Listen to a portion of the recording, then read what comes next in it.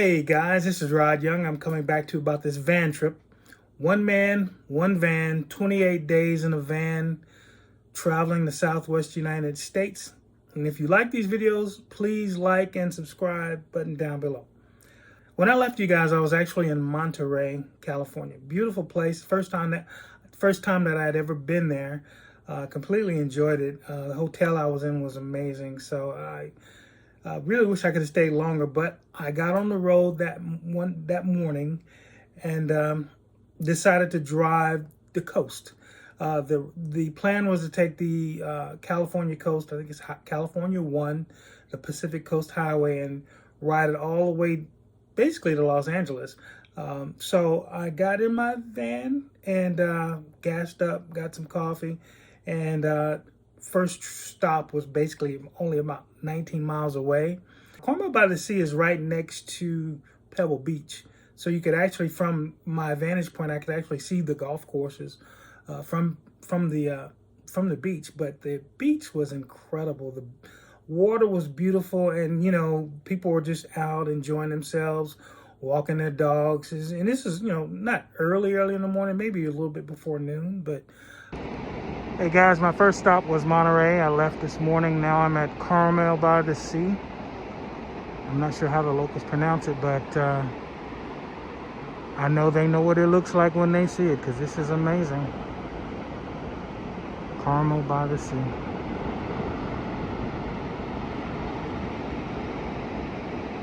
This is one of my first stops on the Scenic Highway Coastal Drive. People are really active there, and I can tell this is a retirement community because, you had a lot of people who actually didn't look like they needed to work, walking, and hanging out and just enjoying themselves. And I can imagine this is a great place to retire. I'm sure it's not cheap, but I know it looked like a really, really nice place to retire. So I'm here, and I'm just kind of soaking all of this in, and just got to be on someone's list of one of the top beaches in the world because it was just really nice. I didn't stay long because I really wanted to get on the road. Drove through the parking lot. Just you could see even from the van, the beach looked incredible. But I drove through the parking lot and went through the little downtown that they have, Carmel by the Sea, and I think they had their I want to say their 100th year anniversary. Just, it was a really quaint place. It was really nice. It had shops on both sides, and just looked like a really nice place to live, and the quality of life had to be incredible. But got on the road, got in my van, and just drove probably another, maybe 20 miles, and I'm on the beach. At this point, I'm on the coastal highway, and the coast, I'm going south, so the ocean was on my right-hand side. And just like when I was in the Grand Canyon, you would drive a little bit and you just stop because you hit a vantage point that was so beautiful. So, and I did that a couple of times. I don't know if it was maybe 20 minutes away. I got to the Carmel Highlands, I think is what they call it. It's on Highway 1. And just beautiful vistas, beautiful points where you could actually just go out and just look at the water. And I would stop, for a minute, okay, maybe an hour, and then just keep going. Got on the road and drove past Carmel Highlands, and then, just every now and then I would just pull over. But I finally got to a bridge. It's a bridge on the California coast called Bixby Bridge. And apparently this is a very, very famous location because they had a lot of people there taking pictures. I had read about it, and I heard it was an incredible scenery. The architecture, the structure of that bridge was incredible. Well, guys, I'm on California 1, Scenic Highway, left Monterey and Carmel, and I am at the famous Bixby Bridge. This is a concrete bridge. It's the longest standalone concrete bridge. Once I was there, I really understood what people were saying. You can read about it all day long, but once you're there and you see how large this thing is and how beautiful it is, it's like an Art Deco design, and it's all concrete. And from what I was told, I don't know if now, but at one point it was the largest concrete structured bridge in America. So, but yeah, it's just beautiful. And it crosses over Bixby Creek. and the creek actually, I think, flows into the Pacific Ocean. Beautiful place. I mean, it really was a great place. And I walked around, and I walked, on the other side. I walked on both sides of the bridge, just because I was enjoying the weather was really nice. The temperature was great. It was just a really nice place to be. And I will say I was probably at the Bixby Bridge more than over an hour. So I got back in the van, and I was like, I drove over the bridge. It's just really beautiful. Every mile had a curve overlooking the Pacific Ocean that was picture worthy. I mean, every single one. I mean, it took me a while. I mean, I would just drive, and it was just incredible to see. Just incredible to see. This highway is probably one of the most scenic highways that I had ever seen. I think I could be here all day.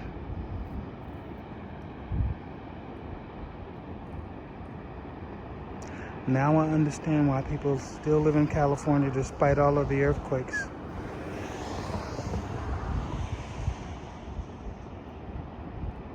This is worth it. Wow, just incredible. So I'm driving on California 1, just enjoying this beautiful view of the Pacific Ocean, and I drove past the California Otter Game Refuge into this area. I drove into this area called Big Sur. Not sure how long it extended, but it was really nice. It seemed like I got to a point where everything was called Big Sur something. So Big Sur this, Big Sur that. I think I also drove past the Andrew Malera State Park. And all this seemed to be in the Big Sur area. And also I saw a sign that said Pfeiffer State Park, and I actually pulled in. There was a lot of cars there. I think they had camps. You could camp there. And maybe the next time I come, I'll actually camp there because it's not that far. It was on the left side of the the road, so it wasn't facing the ocean, but it looked really nice. And I know that there were trails that would lead you to the ocean. So, and a little bit further down, and all this is in that Big Sur area where you had the state park. They had this general store, but they also had a bakery called Big Sur Bakery. Of course, I'm driving, and I go into this bakery, and I got some coffee and these huge chocolate chip cookies. Let me tell you that it's called Big Sur Bakery, and they had a lot of stuff there, and the food was incredible there. I could smell a lot of stuff that they had going on. And so I left the Big Sur Bakery, and I kept driving, and there was a place that I wanted to see that I heard about called Nepenthe. I hope I'm pronouncing that right, but from what I was told, it is the epitome of California. It is the epitome of Big Sur. It's a place where people are laid back. Walked up the stairs, went to the restaurant, and the views. They had these views that you could actually see the Pacific Ocean from the restaurant. And okay, guys, I am at Nepenthe, which is a restaurant in Big Sur that pretty much caters to their clientele, which is laid back, people who love eating with a view. I think I can work with this. They were the most incredible views from a restaurant that I believe I have ever seen. It's just so gorgeous. Okay, I'm trying to get this story right here. Nepenthe was originally a piece of property that was bought by Orson Welles and Rita Hayworth, I believe in 1925. They bought the land, they bought the cabin that sit there, and they, from what I was told, they measured the curtains and the drapes and all of that stuff, but they never actually returned to that property. They bought it, but never returned to the property.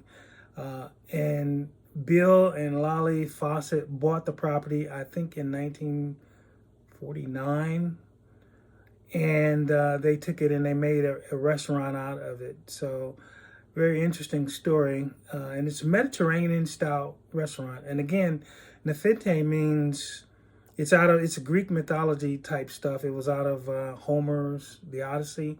And Nepenthe was a drug that was used to make you forget sorrow and pain, and it made you mellow. And let me tell you, this place, the way the views from this place, The vibe is so laid back, and the people there are so laid back. I think the name is appropriate. I think the name is spot on because it basically would help you forget everything. If you're looking at this view of the ocean, you're not really thinking about anything. You're not thinking about anything. So just positive vibes. And it was just a really beautiful place. I think everyone should actually take a trip and go.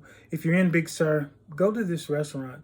Food's really good. I mean, it was a box lunch. It was not like this is fine dining, but it was really great food. The people there were amazing. And just one chance meeting, you meet people and you have conversations and you leave as friends. And that's basically the vibe of this place. I mean, it was just incredible. I mean, I'm sitting at a table by myself, just enjoying this view, just really just soaking this in. And I'm having conversations with people at other tables and they're pretty much doing the same thing. The restaurant was up top, and underneath it, you could go, after you finish eating, you go down some stairs and you actually go to this gift shop. Now, it is a gift shop, but technically what they do is locals who, make jewelry or make, have books or make perfume, they actually sell locals products in their store. And it's just really a nice place because there was some really unique things there, whether it was a scarf or whether it was a piece of jewelry, earrings, rings, necklaces. They sold all of this, and it was really incredible. The quality of these things was really incredible, and the value was really good. So, and I bought a book, actually a book about the restaurant, and it goes into details about the owners and their children and their families and family stories, and how they kept the restaurant together, and how it talks a lot about stories that happened in the 20s and the 30s and the 40s and the 50s, and it's just a really good book that tells you exactly about the restaurant. And I normally don't buy things that are, I really normally don't do that, but I was just compelled to, just because I had such a good time upstairs at the restaurant talking to the people and eating the food. I knew there was something extra going on, and I knew there was another vibe going on here at this restaurant. So I bought the book, and I brought it home, and I pretty much read it cover to cover. And there's so many things that, are just so many interesting stories in this book. So I advise you guys to, take it. If you can go there, check it out. It's really nice. So I got, I left, and I left my friends, and I got in my van, and I kept driving south. And just had a really great time there. And I decided, I just ate, and I'm not in any hurry to be anywhere, so I just pulled over. I pulled over at a really nice place where I could, just see the view, and pretty much hung out, took a nap, and just enjoyed it. I'm going to stop here. There's a lot going on, a lot to do on this trip, a lot that I did, and I'll talk about that in my next video. But just going to that restaurant and then just leaving and then stopping and enjoying the time on the Pacific Coast Highway, it's a whole different thing. It makes you think differently. It makes you, it slows you down. It lets you, it just lets you slow down and appreciate where you are. I just really did, and it's just incredible. I enjoyed it so much. But I'm gonna stop here, and if you like this video, please like and subscribe, button down below.